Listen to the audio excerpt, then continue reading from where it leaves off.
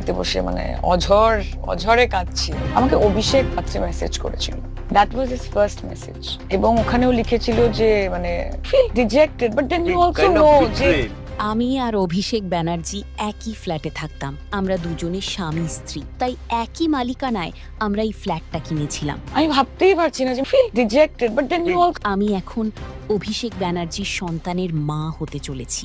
কেঁদে কেঁদে সবটাই প্রকাশ্যে আনলেন সায়নী ঘোষ। ক্যামেরার ফ্ল্যাশগুলো অনবরত ঝলসে উঠছে। কানায় কানায় পূর্ণ প্রেস ক্লাবের হলঘর আজ থমথমে। মাইকের সামনে বসে অঝরে কাঁদছেন সায়নী ঘোষ। পলিটিক্স তো আমি জানতাম না কিছু। এতদিনের লড়াকু নেত্রীর এই অসহায় রূপ আগে কেউ কখনো দেখেনি। দীর্ঘদিনের জমানো কষ্ট আজ যেন চোখের জলের বাঁধ ভেঙে ভাসিয়ে দিচ্ছে সবকিছু। রুমাল দিয়ে চোখ মুছে ধোড়া গলায় তিনি বললেন, আমি আর পারছি না। এই মিথ্যেটা, এই লুকিয়ে রাখা জীবনটা আমাকে ভেতর থেকে কুড়ে কুড়ে খাচ্ছে। আমাকে অভিষেক পাত্রী মেসেজ করেছিল। একটু থেমে দীর্ঘশ্বাস ফেলে সায়নী বলতে শুরু করলেন সেই বিস্ফোরক সত্য। আমি আর অভিষেক ব্যানার্জি, আমাদের সম্পর্কটা শুধুমাত্র রাজনৈতিক নয়। আমরা দুজনে স্বামী স্ত্রী। ঈশ্বরকে সাক্ষী রেখে আমরা গাঁটছড়া বেঁধেছিলাম। সমাজের চোখে আমরা হয়তো শুধুই সহকর্মী, কিন্তু আড়ালে আমাদের একটা নিজস্ব সাজানো জগৎ ছিল। তিনি আরও বলেন, আমরা একই ফ্ল্যাটে থাকতাম, আমাদের স্বপ্নের ঠিকানা ছিল ওটা। তাই তো একই মালিকানায় সম্পূর্ণ আইনিভাবে আমরা এই ফ্ল্যাটটা কিনেছিলাম। ভেবেছিলাম সময় এলে একদিন সবাইকে সবটা জানাবো। কথাগুলো বলতে বলতেই ডুকরে কেঁদে উঠলেন তিনি। জল ভরা চোখে সরাসরি ক্যামেরার দিকে তাকিয়ে বললেন, আজ আমাকে বাধ্য হয়েই সত্যিটা প্রকাশ্যে আনতে হচ্ছে। কারণ আমি এখন আর একা নই, আমার শরীরে একটা নতুন প্রাণ বড় হচ্ছে। আমি এখন অভিষেক ব্যানার্জির সন্তানের মা হতে চলেছি।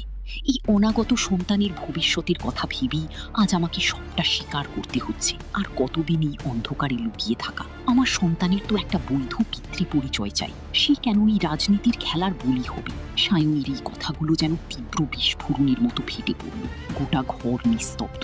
রাজনীতির ময়দানে দাপিয়ে বেড়ানো মেয়েটা আজ শুধুই একজন অসহায় মা, যে তার অনাগত সন্তানের প্রাপ্য সম্মানটুকু চাইছে। ও অভিষেক ব্যানার্জি, মেরা নাম भी जुड़ा है इसके साथ।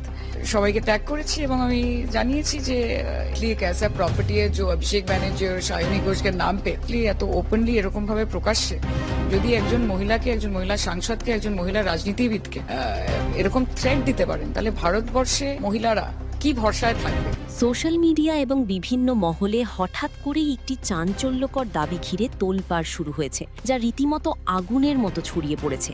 কিছুক্ষণ আগে ভারতবর্ষের মন্ত্রী তথা অত্যন্ত গুরুত্বপূর্ণ দায়িত্বপ্রাপ্ত নেতার উদ্দেশ্যে আমি একটি খোলা চিঠি লিখেছি। এই রটনা অনুযায়ী তৃণমূলের প্রভাবশালী নেত্রী সায়নী ঘোষ নাকি এক আবেগঘন মুহূর্তে ক্যামেরার সামনে কাঁদতে কাঁদতে এক বিস্ফোরক দাবি করেছেন।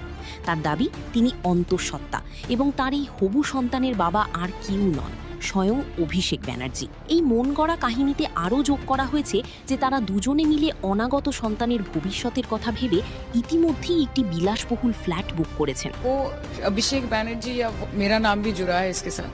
সবাইকে ট্যাগ করেছি এবং আমি জানিয়েছি যে যেখানে সায়নী ও অভিষেক দুজনেরই নাম রয়েছে।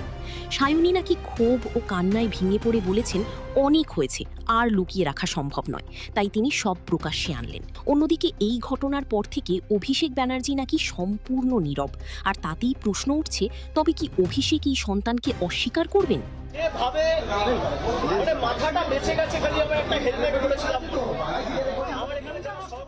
ও সায়নী ঘোষ, जिनका एक जॉइंट प्रॉपर्टी है, ये कौन लोग हैं? আগামী দিনে পুলিশ কি করছে সেটা পুলিশের বিষয়।